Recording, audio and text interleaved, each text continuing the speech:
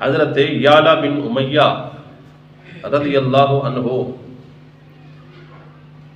وہ اس واقعے کے کئی دنوں بعد مدینہ پاک میں آئے اور وہ جنگ موتا کے حالات بتانے کے لیے آئے. یہ وہیں پہ حاضر تھے اور آ کر خبر دینے حاضر ہوئے کہ وہاں کیا حالات ہوئے, کیا کچھ ہوا, وہ سارا کچھ بتانے کے لیے مدینہ میں آئے.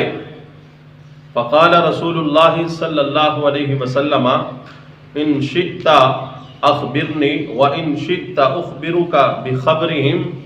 حضور نے اس صحابی یعلا بن امیہ کو دیکھ کے فرمایا کہ تو اتنا دور دراز کا سفر کر کے کس لیے آیا ہے؟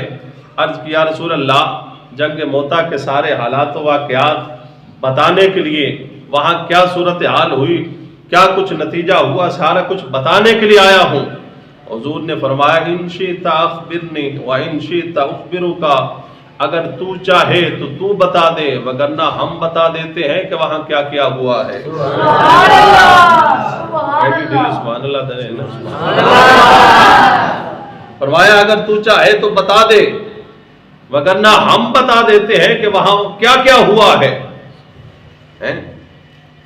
تو عرض کیا رسول اللہ پھر آپ ہی ارشاد فرما دیں, آپ ہی بتا دیجیے. فأخبرہ رسول اللہ صلی اللہ علیہ وسلم خبرہم کلہ. آقا علیہ الصلوۃ والسلام نے پھر جو کچھ وہاں ہوا تھا ہر چیز کے بارے میں بتایا. کلہ, ہر چیز کے بارے میں حضور نے بتایا. اور صحابی رسول کھڑے ہو گئے.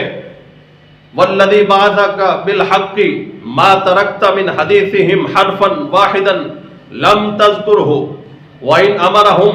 صحابی رسول کھڑے ہو کر انہوں نے قسم اٹھائی, مسجد نبوی میں کھڑے ہو کر قسم اٹھائی اور کہا کہ قسم بخدا جس طرح حضور نے بیان فرمایا ہے موتا میں ہمارے ساتھ اسی طرح ہوا ہے, نہ ایک حرف آگے ہے نہ ایک حرف پیچھے ہے, حرف بحرف حضور نے اسی طرح بتایا ہے.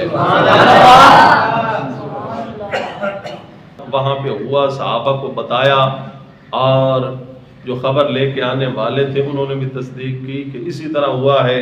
پہلے یہ صحابی شہید ہوئے, پھر یہ ہوئے, پھر یہ ہوئے, پھر یہ ہوئے, ہمارے ساتھ وہاں یہ واقعہ بھی ہوا, یہ بھی ہوا, یہ بھی ہوا.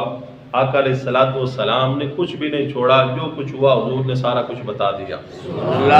اسی بات کو تو عقیدہ علم غیب کہتے ہیں. اللہ نے اپنے محبوب کو علم غیب عطا فرمایا ہے.